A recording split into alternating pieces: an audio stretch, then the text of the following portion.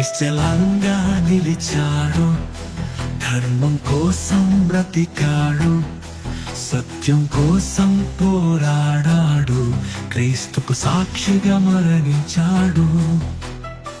భక్త యోహాను గారా, నీ కథ నా హృదిలో వినిపించుచున్నది, క్రీస్తుకు సాక్ష్యమివ్వగా నన్ను కదిలించుచున్నది.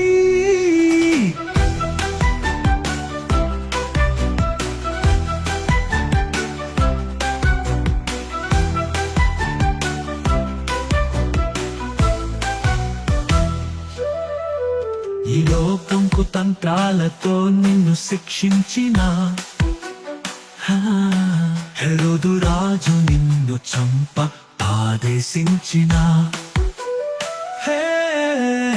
సత్యమునకు శిరచ్ఛేదనముకు గురి అయినా,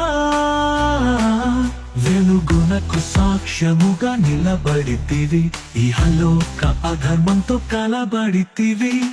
భక్త యోహాను గారా, నీ కథ నా హృదిలో వినిపించుచున్నది, క్రీస్తుకు సాక్ష్యమివ్వగా నన్ను కదిలించుచున్నది.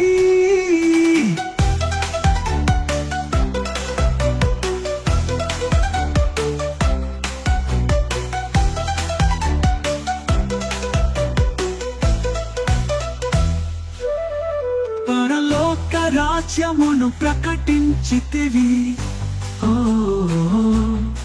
వినయ మనస్కుడవై క్రీస్తును హెచ్చించితివి. లోకమునకు భయపడని ప్రవక్తగా నిలిచితివి. నీతి మార్గంలో నీవు పయనించితివి,